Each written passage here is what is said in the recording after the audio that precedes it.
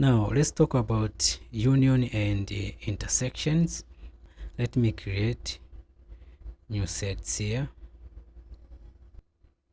Okay, we have three sets here. We have the primes, we have the evens, and we have the odds. So union, it combines from two sets without duplication. So we say u equals to, let's say, odds